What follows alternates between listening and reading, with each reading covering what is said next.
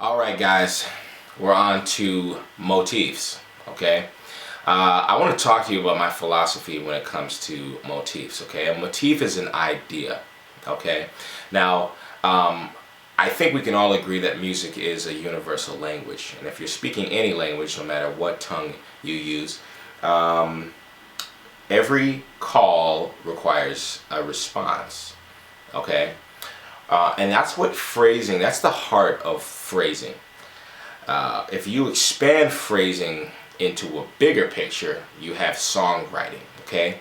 I tell all my students this, it's all the same thing, okay? When you're soloing or playing rhythm guitar, it's the same thing. It's all rhythm, it's all time feel. You put notes places in the meter.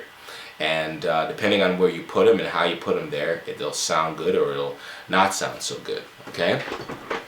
So, with that being said, a motif being an idea requires a response. A question requires an answer a lot of the time, okay?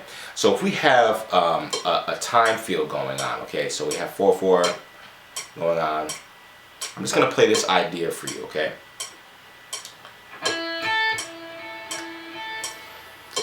Now, if I play that and then walk off the stage, you'll want to throw tomatoes at me, right? If I don't follow that with something, it's nothing, right?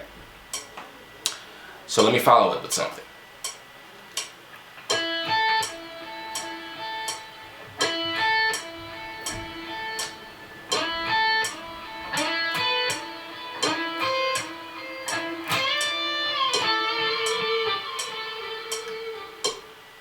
Right?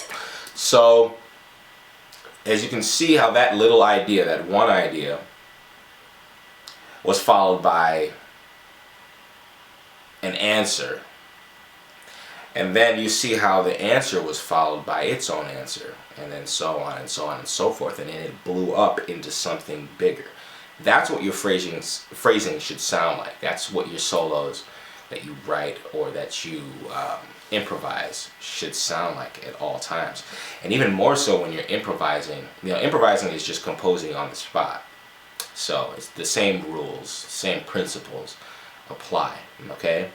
So as we're moving into the next part of the tutorial where we actually get into transcribing all of the 10 solos, I want you to keep in mind all the things that we covered today, okay? The technical facility, all right?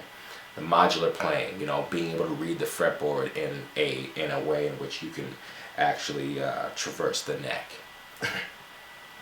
Harmonic awareness, you know, just kind of picking apart what I'm playing over what chord and the way that I'm playing it, what intervals that I'm using, what sounds that I'm using. And then the time feel, okay? Now, these are phrases, these are actual phrases, these are actual solos, so it's not going to be so cut and dry as to what subdivision I'm using at what point. There's no method to my madness here. There's just madness, okay? So, but there, you know, definitely pick apart as much as you can in regard to what subdivisions I'm using. Definitely take some of these licks and condense them down into a module that you can move so that you can expand your own territory. That's all part of transcribing. Okay, so that's all I got to say about motifs. I want you to keep in mind that a motif and an entire phrase is a compilation of everything that we've learned today. Okay, so without further ado, let's get right into the 10 licks. Have fun, guys.